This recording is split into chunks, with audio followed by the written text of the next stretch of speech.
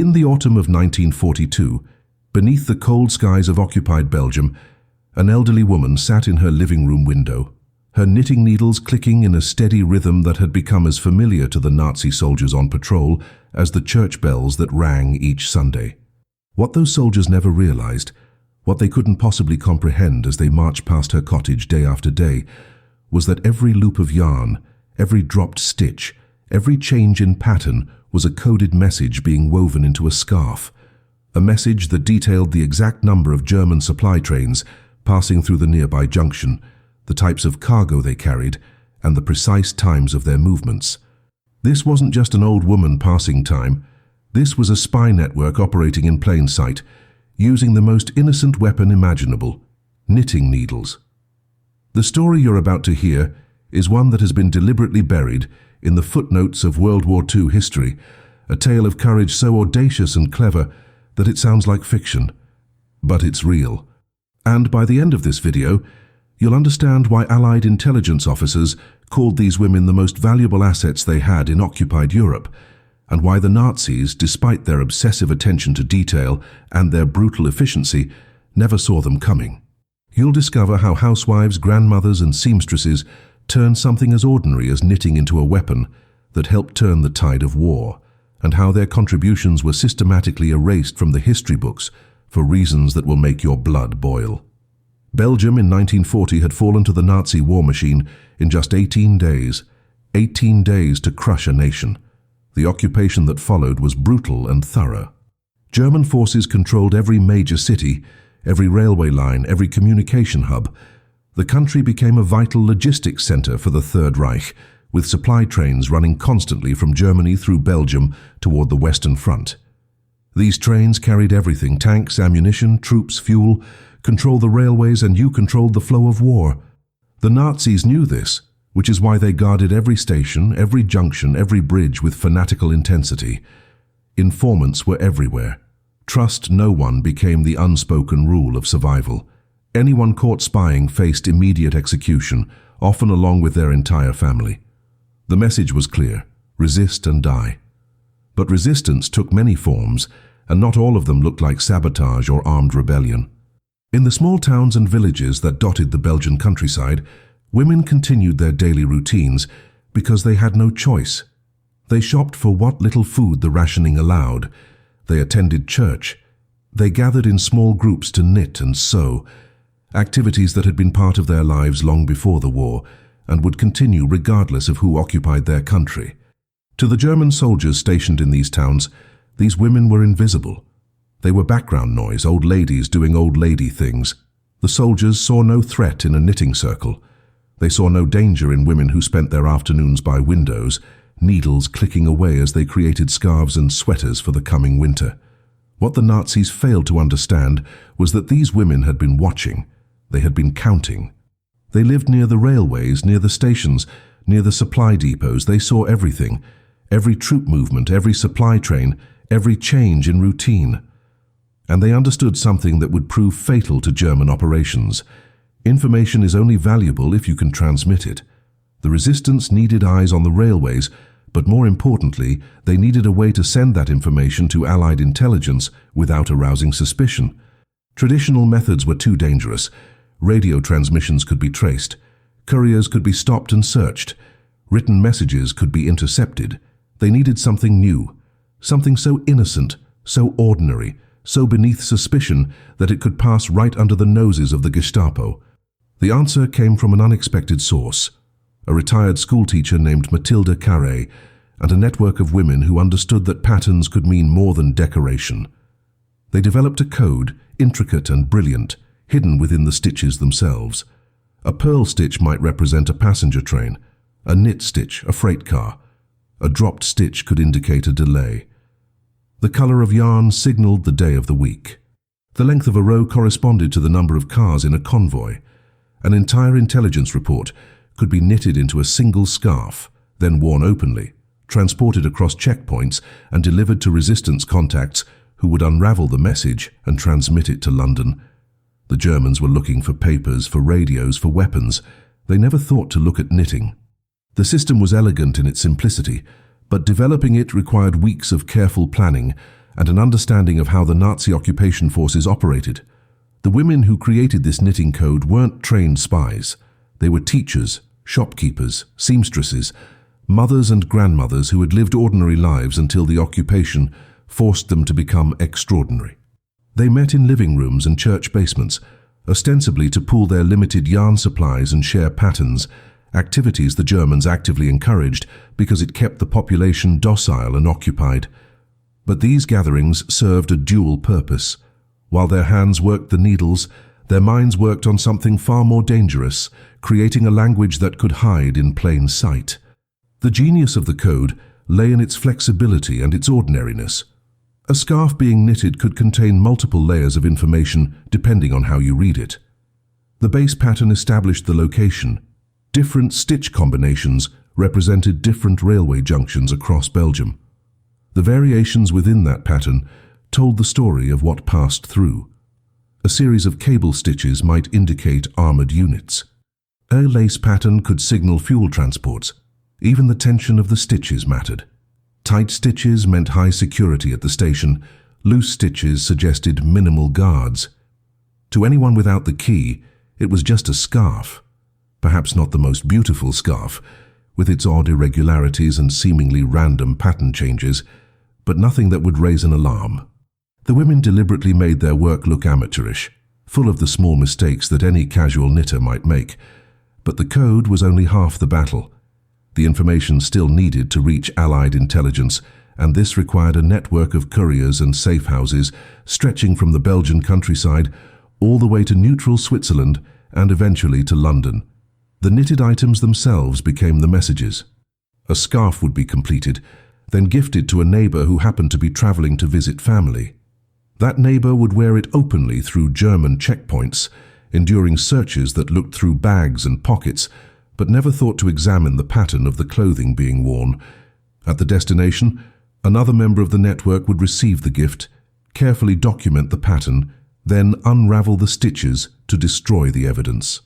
The information would be encoded again, this time in more traditional formats, and passed along the chain until it reached British intelligence officers who maintained the master key to decode the knitting patterns. The risk was constant and absolute. The Gestapo was everywhere, paranoid and brutal in their search for resistance activities. Neighbors informed on neighbors. Children were questioned about what their parents discussed at home. Anyone caught with suspicious materials faced torture and execution. The women in the knitting network knew that a single mistake, one moment of carelessness, could doom not just themselves, but everyone connected to them. They developed elaborate precautions. Knitting circles never met in the same location twice in a row. The codes changed regularly. If a woman sensed she was being watched, she would destroy her work immediately and claim she had simply run out of yarn. Some carried small scissors in their pockets at all times, ready to cut apart any evidence in seconds if necessary.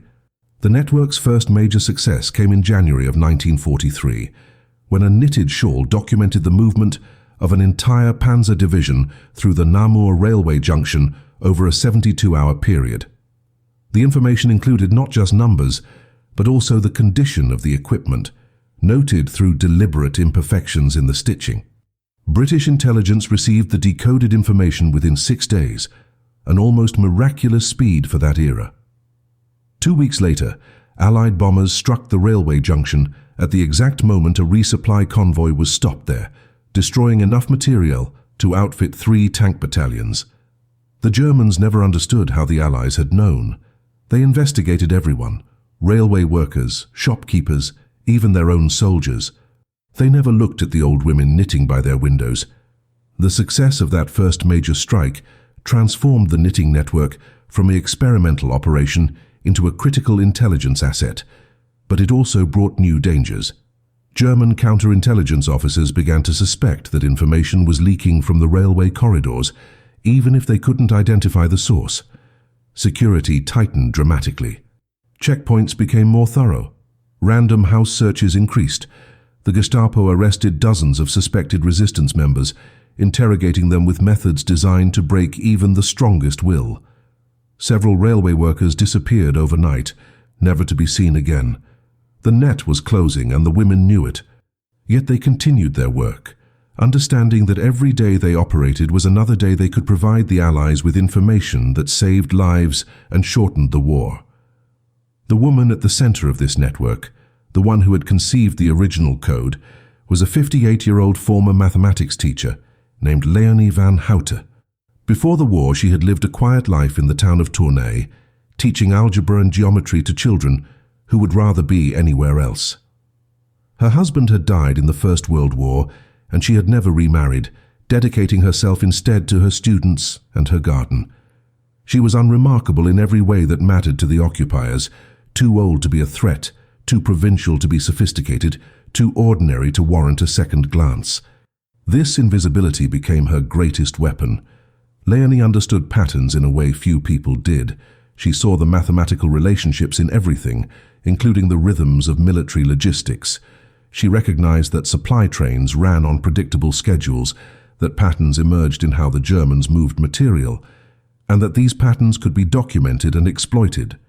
Leonie recruited carefully, choosing women she had known for years, women whose hatred of the occupation was matched only by their ability to remain calm under pressure. She taught them the code in small groups, never revealing the full network to any single member. Each woman knew only her immediate contacts, a security measure that would limit the damage if anyone was captured and broken under interrogation. The meetings were disguised as prayer groups, sewing circles, or simple social gatherings among old friends. Leonie would demonstrate a new stitch pattern, explaining it as something she had learned from a magazine or remembered from her childhood. The other women would practice, their fingers learning the movements until they became automatic. Only later, in the privacy of their own homes, would they realize that the pattern Leonie had taught them corresponded to a specific type of military transport or a particular security protocol. The network expanded beyond Tournai, spreading to other railway towns across Belgium. By the spring of 1943, more than 40 women were actively knitting intelligence reports, covering every major railway junction in the country. They developed specialized roles within the network. Some women focused on observation, positioning themselves where they could watch the trains without arousing suspicion. Others became encoders, taking verbal reports and translating them into knitted patterns. Still others served as couriers, moving the finished items through the network. The system was decentralized and resilient. If one cell was compromised, the others could continue operating. The Germans were hunting for a traditional spy ring, looking for radio operators and document forgers. They never imagined they were looking for grandmothers with knitting needles. But in May of 1943, disaster struck. A courier named Marie Blom was stopped at a checkpoint outside Brussels. She was carrying 3 scarves in her bag, gifts she claimed were for her nieces. The German soldiers, bored and looking for any excuse to harass civilians, decided to examine the scarves more closely. One soldier, more observant than most, noticed that the patterns seemed unusual, almost deliberately irregular. He couldn't articulate what bothered him about them, but his instincts told him something was wrong. Marie was detained for questioning. The scarves were confiscated, and for the first time since its creation, the knitting network faced the possibility of complete exposure. Marie Blom sat in the cold interrogation room for 6 hours, her hands trembling not from fear, but from the effort of maintaining her composure. She was 34 years old, a widow with 2 children, and she understood exactly what was at stake. If the Germans broke her, if she revealed even a single name or detail about the network, dozens of women would die. The Gestapo officer across from her was methodical and patient, asking the same questions over and over, looking for inconsistencies in her story. Where had she gotten the scarves? Who had made them? Why were the patterns so irregular? Marie stuck to her prepared answer. She had knitted them herself. She was not a skilled knitter. The irregularities were simply mistakes. She played the role of a simple, slightly dim-witted woman who could barely understand why she was being questioned at all. The performance saved her life. The scarves were sent to German intelligence analysts in Brussels, specialists who examined everything from intercepted letters to suspicious documents. These analysts looked at the scarves for 3 days, searching for hidden messages in the traditional ways: invisible ink, microdots, encoded text woven into labels. They found nothing because they were looking for the wrong things. The idea that the knitting itself could be the message, that the stitches themselves formed a code, never occurred to them. It was too unconventional, too domestic, too absurdly simple. After 72 hours, the scarves were classified as harmless and returned to Marie along with a warning about wasting German time with poor quality handicrafts. She was released. The network had survived its closest brush with exposure, but the incident sent shockwaves through every cell. Leonie immediately ordered a 2-week suspension of all activities while they assessed the damage and refined their security protocols. During those 2 weeks of silence, Leonie redesigned the entire system. The codes became even more subtle, embedded deeper within patterns that appeared more conventionally attractive. She recruited 2 professional seamstresses who taught the network members how to knit with greater technical skill, making their work look more polished and therefore less suspicious. The courier routes were changed, with items now moving through multiple handoffs rather than direct transfers. Most importantly, Leonie created a fail-safe. If anyone was arrested, the entire network would immediately switch to a backup code that had been memorized but never used. This way, even if the Germans somehow cracked the original system, the intelligence flow would continue uninterrupted after a brief pause. The changes made the network slower, but far more secure. When operations resumed in June of 1943, the network's intelligence became even more valuable. Allied planners were preparing for what would eventually become the invasion of Normandy, and they needed detailed information about German rail capacity, supply routes and troop movements throughout occupied Europe. The knitting network provided a steady stream of data that painted a comprehensive picture of Nazi logistics in Belgium. A sweater documented the movement of an entire infantry division over 10 days. A pair of gloves detailed the security arrangements at a fuel depot. A baby blanket, innocent and sweet, contained information about ammunition shipments that led to a successful sabotage operation by the Belgian resistance. Each item was a small piece of a much larger puzzle that Allied intelligence was assembling. The women themselves never knew the full impact of their work. They received no recognition, no medals, no acknowledgement beyond coded messages thanking them for their contributions. They lived under constant threat, watching their neighbors disappear into Gestapo custody. Hearing the screams from interrogation centers, seeing the public executions meant to terrify the population into submission. They knitted through air raids and rationing, through the fear and the grief and the endless grey monotony of occupation. Their fingers kept moving, their needles kept clicking, and the information kept flowing to London. By the end of 1943, the knitting network had documented over 200 significant military movements, contributing to dozens of successful Allied operations. And the Germans still had no idea these women existed. The winter of 1943 brought new challenges that had nothing to do with German security. Yarn became almost impossible to find. The occupation had stripped Belgium of resources, and luxury items like knitting supplies were no longer imported or manufactured. The women faced an impossible dilemma. They needed to continue their intelligence work, but they had nothing to knit with. Leonie solved the problem with characteristic ingenuity. The network began unraveling old sweaters, blankets, and clothing that were beyond repair, salvaging the yarn and re-dyeing it with homemade dyes created from vegetables and berries. The resulting colors were often strange and inconsistent, but this actually helped the coding system.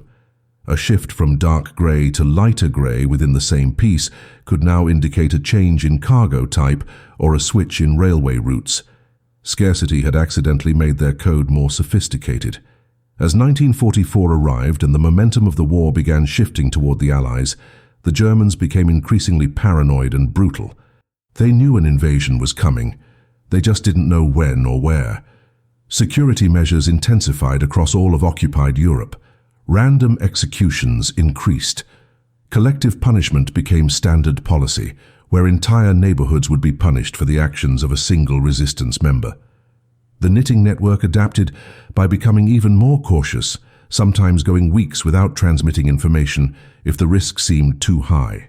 But they never stopped completely. Leonie impressed upon every member that their silence meant Allied soldiers would die from lack of intelligence. The weight of that responsibility kept them working even when every instinct screamed to stop, to hide, to save themselves. The network's most significant contribution came in March of 1944, 3 months before D-Day. A woman named Josephine Martens, who lived near the Liège railway complex, noticed something unusual over a period of 2 weeks. The normal military traffic had been joined by hospital trains, dozens of them, moving east toward Germany. These trains carried wounded soldiers, thousands of them, and the volume suggested something catastrophic had happened on the Eastern Front. Josephine documented everything she saw: the number of trains, the estimated number of wounded per car, even the insignia on the hospital personnel she could observe from her window. She encoded this information into a shawl with a pattern so complex it took her 11 days to complete. The item made its way through the courier network and reached British intelligence within 3 weeks. That single piece of knitted intelligence confirmed what Allied analysts had suspected but couldn't verify. The German army was being devastated on the Eastern Front, bleeding resources and manpower at an unsustainable rate. The hospital trains meant the Wehrmacht was weaker than German propaganda claimed, stretched thinner than their operational security suggested. This information influenced Allied planning for the Normandy invasion, convincing commanders that the Germans would struggle to reinforce the Atlantic Wall if faced with a major assault. The intelligence from a grandmother with knitting needles helped shape one of the most important military decisions of the entire war. Josephine Martens never knew this. She simply continued watching the trains and knitting her reports, believing she was doing her small part to resist the occupation. By May of 1944, the knitting network had expanded to 73 women across Belgium. They had documented over 400 military movements, contributed to 17 successful Allied bombing raids, and provided intelligence that saved countless lives. They had done all of this while living under one of the most oppressive occupation regimes in modern history, under constant threat of discovery, torture, and execution. They had transformed the most domestic of activities into a weapon of war. And yet, even as Allied forces prepared to liberate Europe, even as the end of the Nazi occupation drew near, these women remained invisible. Their contribution was known only to a handful of intelligence officers in London, who understood that sometimes the most powerful weapons are the ones nobody sees coming. June 6, 1944 arrived with the thunder of Allied bombers crossing the Channel toward Normandy. And across Belgium, the knitting network waited in tense silence, listening to BBC radio broadcasts that spoke in careful code about the invasion they had helped make possible. The women understood that their work had reached a critical phase. As Allied forces pushed inland from the beaches, German supply lines through Belgium would become even more vital to the Nazi war effort. The Wehrmacht would desperately need to move reinforcements, ammunition, and fuel through the very railway junctions these women had been monitoring for 2 years. Every piece of intelligence they could provide now would help Allied commanders interdict those supplies, strangle the German response, and save the lives of soldiers fighting their way across France. The needles kept clicking, faster now, more urgently, as if the women could somehow knit victory itself into their patterns. The German response to D-Day brought chaos to the occupation, and chaos brought opportunity. Officers who had been stationed in quiet Belgian towns were suddenly reassigned to the front. Security protocols that had been rigidly enforced for years began to slip as the Wehrmacht prioritized military necessity over civilian control. Railway stations that had been heavily guarded now operated with skeleton crews. The knitting network exploited these gaps ruthlessly. Women who had previously only observed from a distance now positioned themselves closer to the platforms, sometimes even inside the stations themselves, claiming they were waiting for delayed passenger trains or seeking information about relatives. They saw more, documented more, transmitted more intelligence in the 3 months following D-Day than in the previous year combined. A lace tablecloth created by 5 different women working in sequence documented the complete railway schedule for the Charleroi Junction over a 14-day period, including emergency military transports that had been added to support the desperate German defense in France. But the increased activity brought increased risk, and in August of 1944, the network suffered its first catastrophic loss. 3 women in the Mons cell were arrested simultaneously after an informant whose identity was never discovered, provided the Gestapo with enough information to connect them to resistance activities. The women were Francine Dumont, age 41, Helena Rousseau, age 56, and Catherine Petit, age 62. They were interrogated for 5 days in conditions designed to break the human spirit. The Gestapo used every method at their disposal: physical torture, threats against family members, false promises of clemency. The 3 women revealed nothing, not a single name, not one detail about the coding system, not even an acknowledgement that such a network existed. On August 19, 1944, all 3 were executed by firing squad in the courtyard of Mons prison. Their bodies were buried in unmarked graves. The Gestapo never learned that they had captured members of one of the most effective intelligence networks in occupied Belgium. They died believing they were simply punishing random resistance sympathizers. The 3 women took the secret of the knitting code to their graves, and in doing so, they saved the lives of 70 other women who continued the work. The executions devastated Leonie van Houtte, who had recruited all 3 women personally and considered them friends as much as comrades. She had sent them into danger, had asked them to risk everything, and now they were dead. For the first time since creating the network, Leonie questioned whether the intelligence was worth the human cost. She spent 3 days alone in her house, not knitting, not meeting with anyone, simply sitting by her window and staring at the street where German soldiers still patrolled as if they owned the world. But on the 4th day, she picked up her needles again. She understood something that would haunt her for the rest of her life. Francine, Helena, and Catherine had not died in vain, but they had died for her idea, and she owed it to them to see that idea through to the end. The network would continue. The intelligence would flow. The knitting needles would keep clicking until Belgium was free. September brought the first whispers of liberation as Allied forces advanced rapidly through France and into Belgium itself.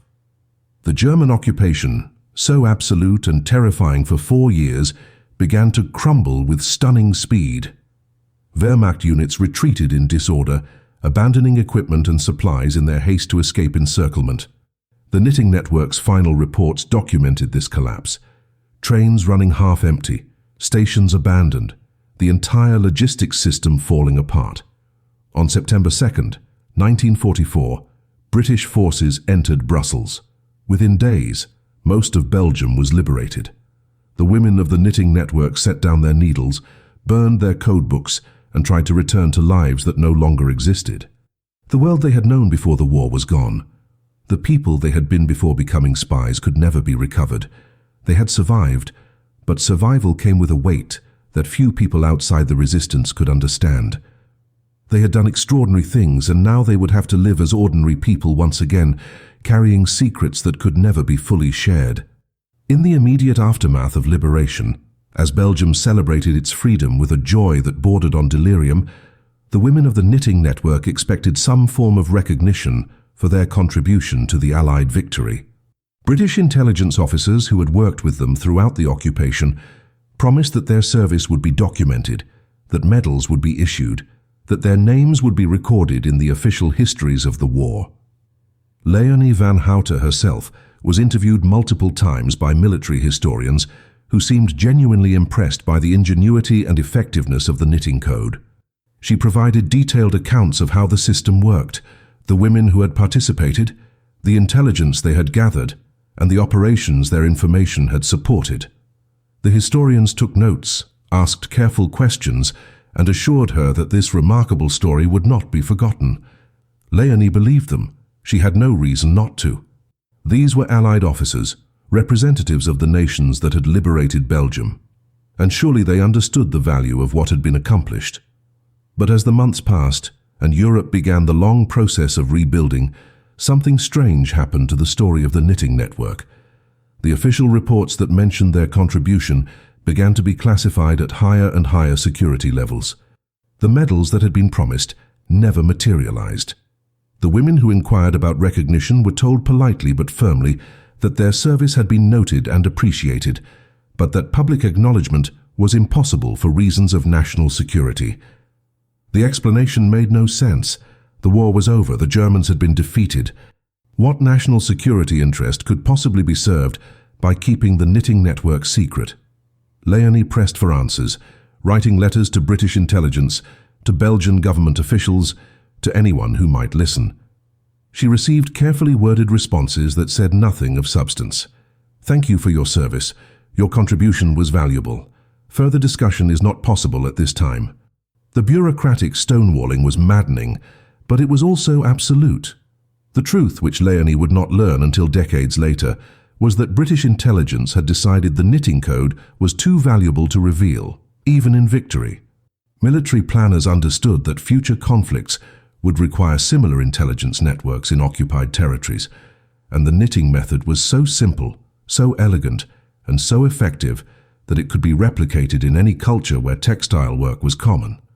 If the story became public, if the method was explained in history books and newspaper articles, it would lose its power. Future enemies would know to watch for it. The advantage would be lost. So the decision was made at the highest levels of British and American intelligence. The knitting network would be erased from the official history. The women would receive no medals, no public recognition, no acknowledgement beyond vague commendations buried in classified files. Their contribution would be a secret kept not from enemies, but from history itself. It was, the officials reasoned, a necessary sacrifice for future operational security. The women who had risked everything, who had watched friends die, who had lived in terror for years, would have to be content with knowing they had done their duty. Public glory was not part of that duty.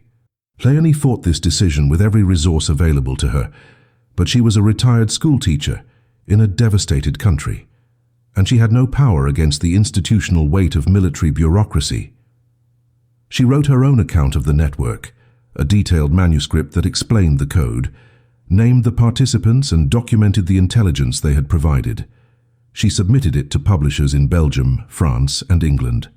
Every single one rejected it, often with regretful letters explaining that they had been advised by government officials that publication would not be in the national interest. Some publishers were more direct. They had been threatened with prosecution under official secrets laws if they released the story. Leonie's manuscript became another casualty of the classification system, locked away in a drawer where it would remain for over 30 years. She continued teaching mathematics after the war, returning to the classroom as if nothing had happened, as if she hadn't spent years running one of the most effective intelligence networks in occupied Europe. Her students had no idea that the quiet woman explaining geometry theorems had once encoded military secrets into knitting patterns. The other women of the network faced similar frustrations. They had expected to be remembered, to have their sacrifice acknowledged, to take their place in the story of Belgian resistance. Instead, they were forgotten, their contribution reduced to a footnote that never appeared in any book. Some of them tried to tell their stories to local newspapers or community groups, but they were always met with skepticism. The tale seemed too fantastic, too much like a spy novel to be real. Without official confirmation, without documentation, without any form of verification, their accounts were dismissed as exaggerations or fantasies.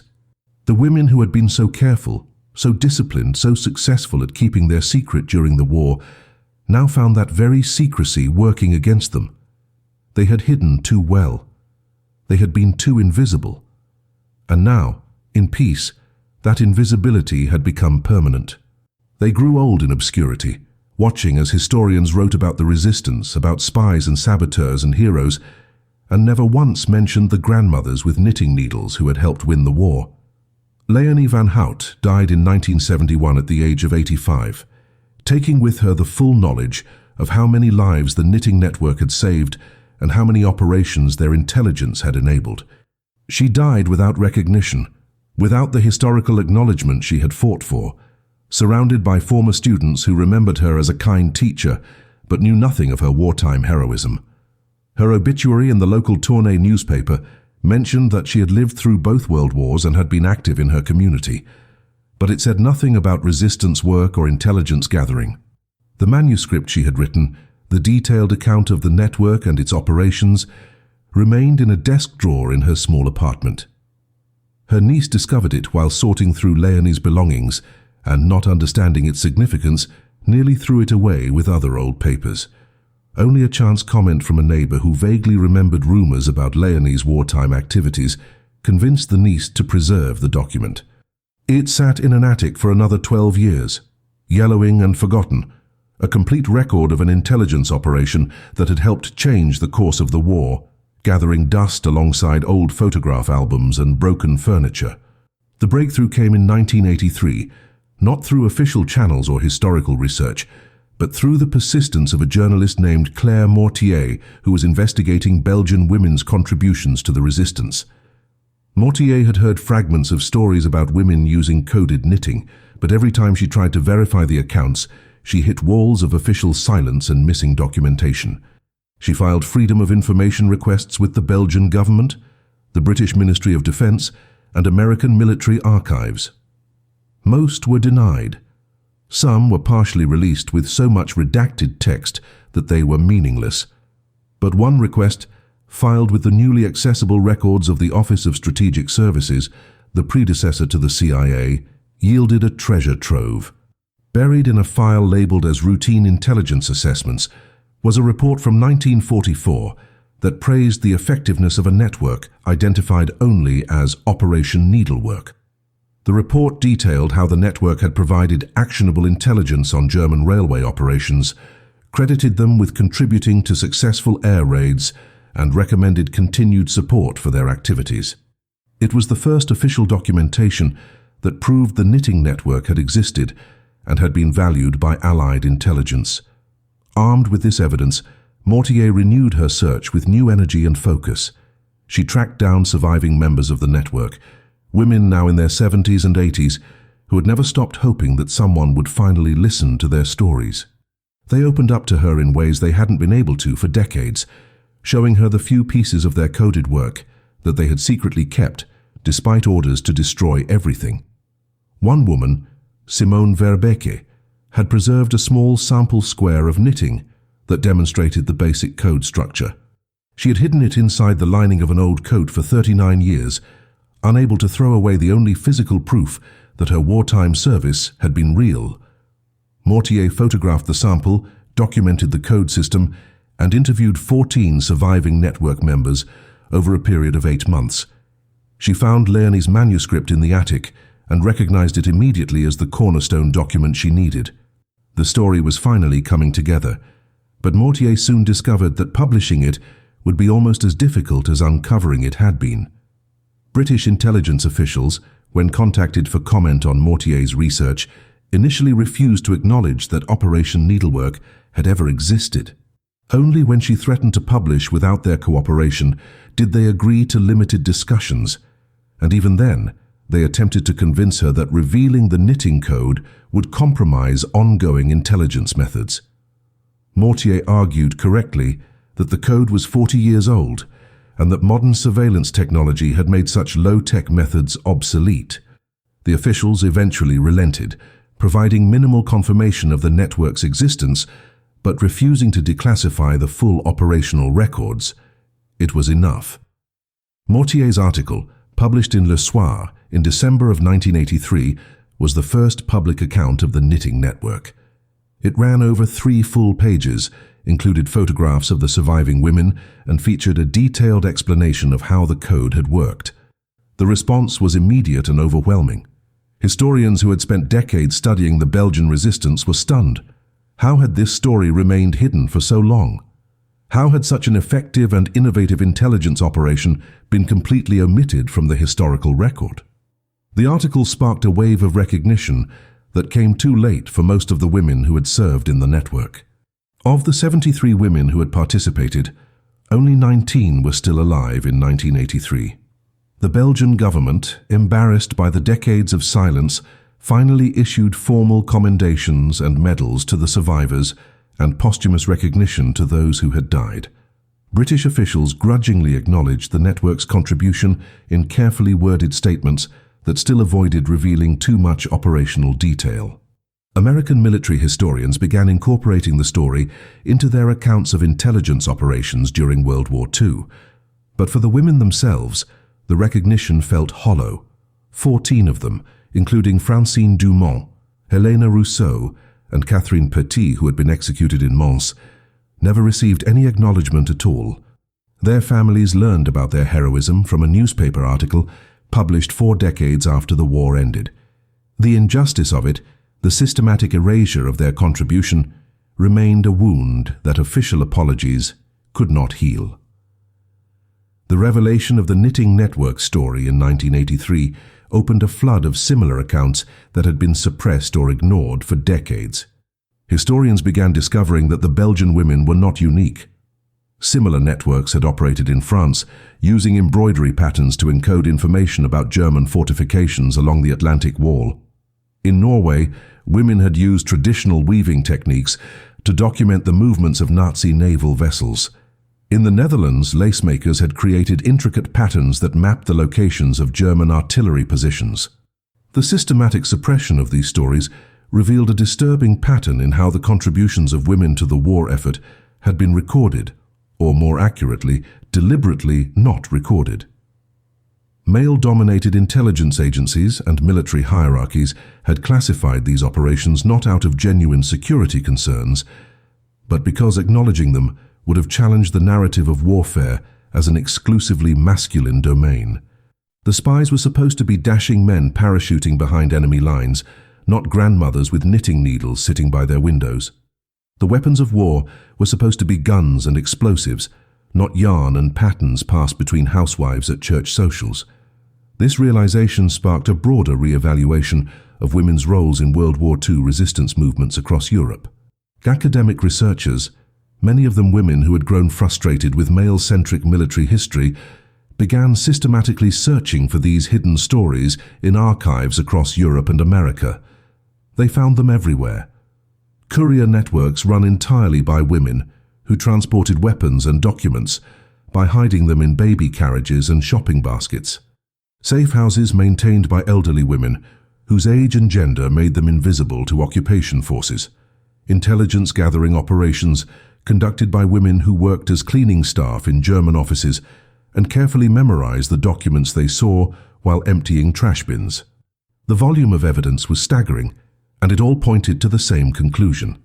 Women had been absolutely central to resistance operations throughout occupied Europe, but their contributions had been systematically minimized, classified, or simply ignored in the historical record.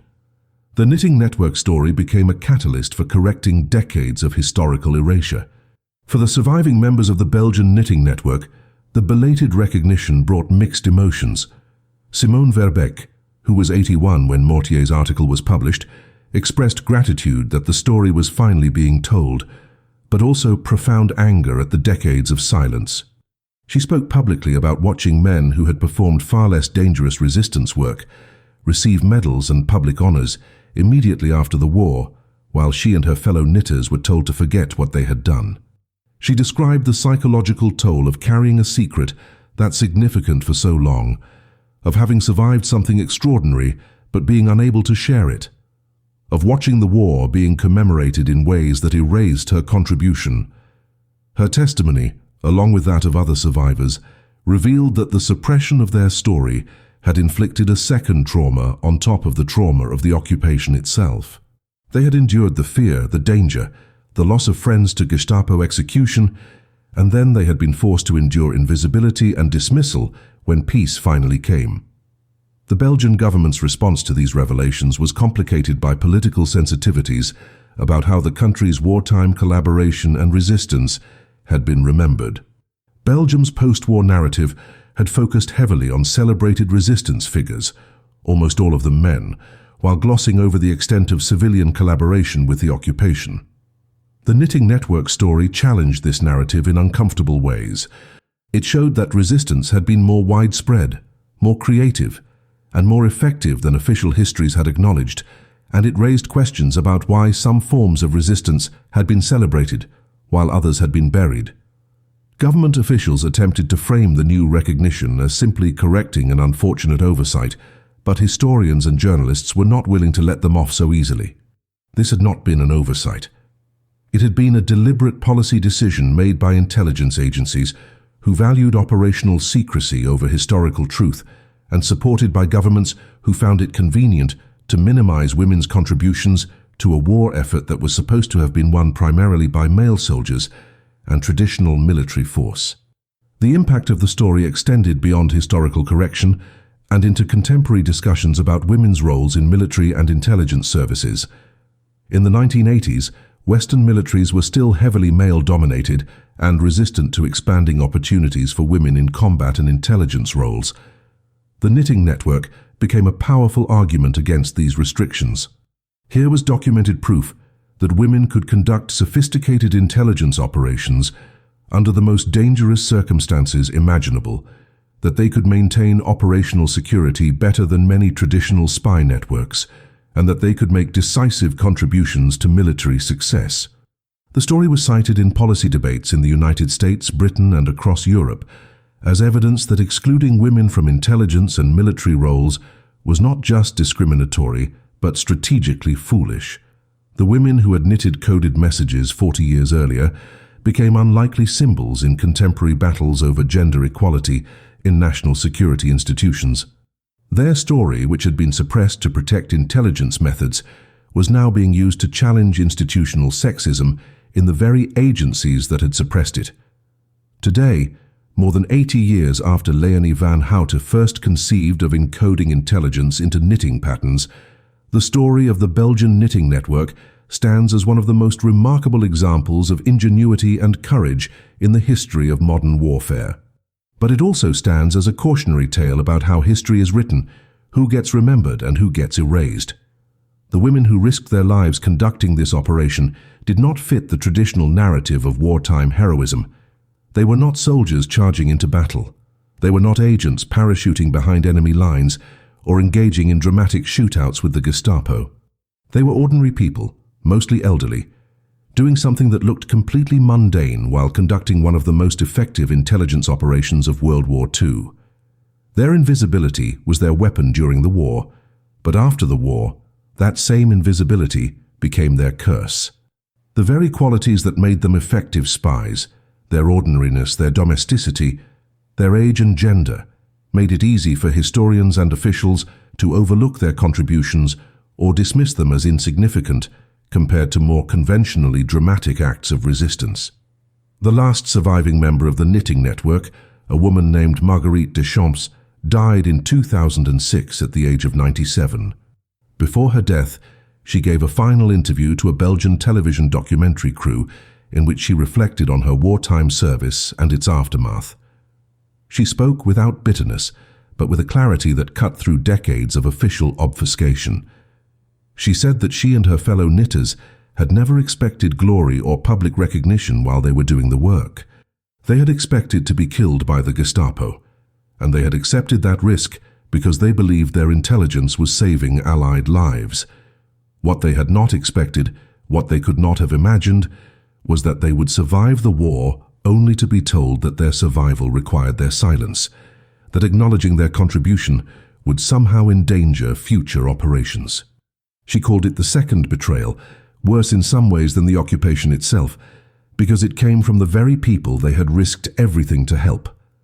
Her words became a powerful indictment of how intelligence agencies and military institutions had treated the women who had served them with such courage and creativity. The knitting network story has found new relevance in the 21st century as intelligence agencies grapple with the challenges of gathering information in societies with advanced surveillance technology. The fundamental insight of Leonie van Houtte's code, that intelligence can be hidden in plain sight within culturally accepted activities, remains as valid today as it was in 1942. Modern intelligence training now includes case studies of the knitting network as an example of effective low-tech tradecraft that succeeded precisely because it seemed so unthreatening and ordinary. The operation is taught alongside more famous intelligence successes, like the breaking of the Enigma code, or the deception operations around D-Day, finally taking its place in the canon of World War II intelligence history. Younger generations of intelligence officers, many of them women, have embraced the knitting network as proof that the most effective intelligence work often comes from thinking outside traditional paradigms and recognizing that power can come from unexpected places and unexpected people. In Tournai, where Leonie van Houtte lived and taught and ran her network, there is now a small memorial in the town square. It features a bronze statue of an elderly woman sitting with knitting needles, her eyes looking toward the railway line that still runs through the town. The plaque at the base lists the names of all 73 women who participated in the network, including the 3 who were executed in Mons in 1944. Local schools bring children to the memorial as part of their history curriculum, teaching a new generation about how ordinary people can do extraordinary things when circumstances demand it.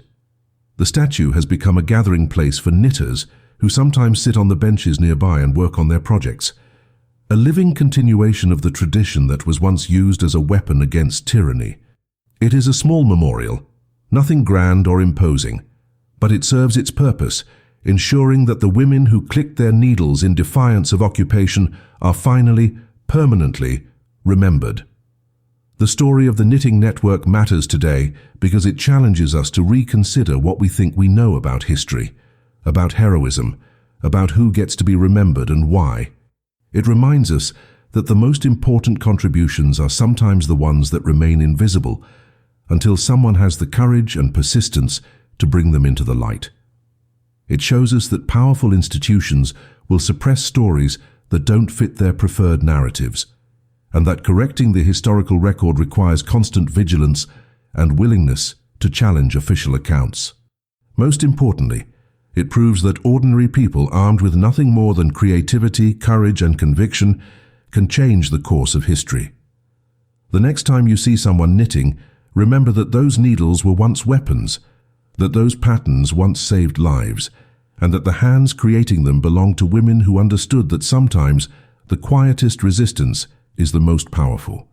Their story was buried for 40 years, but it could not be buried forever. The truth, like yarn in skilled hands, always finds a way to be woven into the pattern.